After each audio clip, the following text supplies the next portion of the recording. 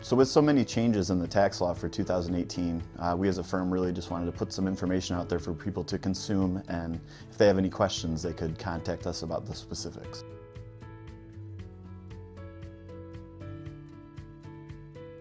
Yes, completely new tax rates for corporate taxpayers and for individuals. So starting with the corporations, we're going to have a 21% flat tax for corporations now in 2018. We used to have a graduated system that pretty quickly went up into a 34% or 39% tax bracket. So generally speaking, it's a good thing for for corporations.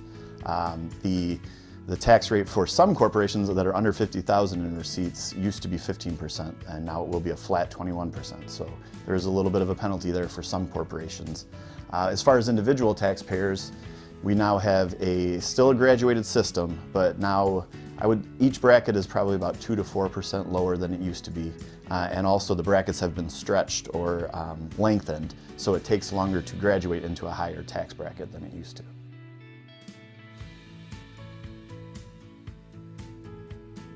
Yes, 2018 there will be an increased standard deduction for married and single taxpayers. So for single taxpayers that'll be $12,000, for married individuals it's $24,000. That's about double what it used to be in 2017. So quite a benefit there. But with that there's also some pullbacks. There are no longer personal exemptions for yourself, your spouse, or your dependents. And also there is no longer any miscellaneous itemized deductions.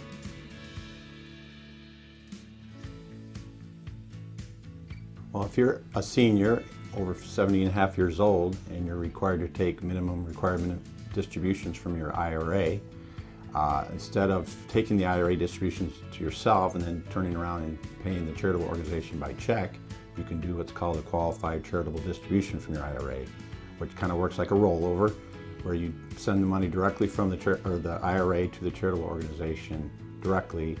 And that reduces your AGI because that distribution becomes non-taxable. And at the same time, you can still take the higher standard deduction against that AGI. And if you're not 70 and a half, you can do charitable contributions, group them, meaning I would group them into even or odd years, put 2 years worth of just contributions in 1 year to be able to itemize.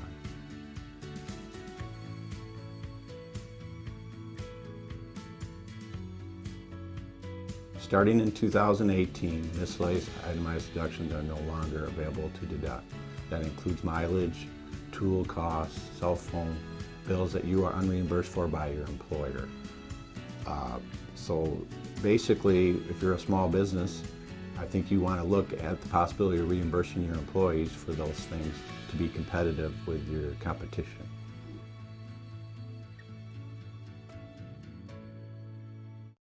Yes, child tax credits have been increased for 2018. Now there's a total $2,000 credit, much higher than in the past. Also with that, higher income individuals will be able to get the credit, where in the past you pretty quickly were out of the range of being allowed to take the credit. Another thing to keep in mind too is this is a dollar for dollar credit on your tax, different than a deduction, where we lose the exemptions. Those were deductions against your income. This will be a dollar for dollar tax credit. And also they increased the portion of this that's refundable. So $1,400 is a refundable credit in 2018.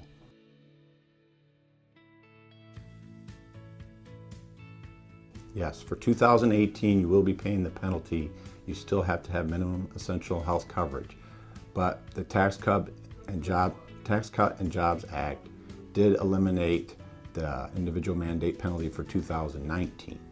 Although they do state still that you are still mandated to have minimum essential health coverage, but they're basically saying they're not charging a penalty if you don't.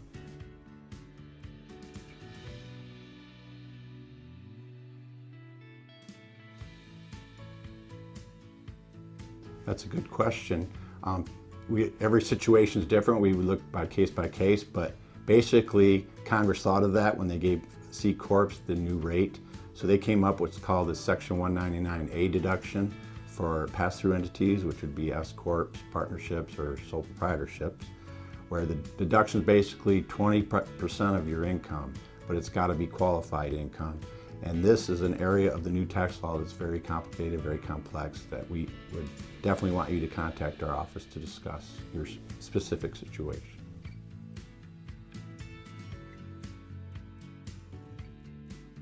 Yes, net operating loss rules have changed for 2018.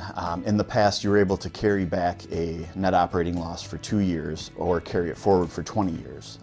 Starting in 2018, you will no longer be able to carry back a loss, but the carry forward becomes indefinite. You can carry that forward for forever until you've earned income that it can offset.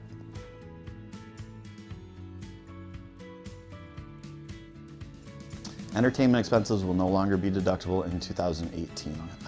In the past, meals and entertainment, you were able to deduct 50%.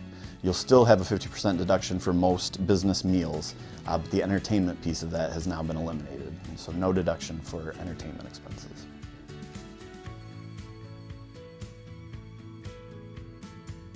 Yes, there were. There's many, and the one I like the most, or the one I think is the most important, is that businesses are getting the 100% bonus depreciation, which is not limited to the amount of assets that you buy, or it's not limited to amount like Section 179 was.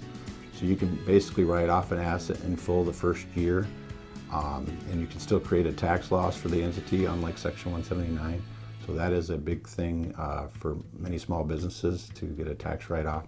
And it also something that the Congress put into the law to generate business in the economy, people to go out and buy capital assets.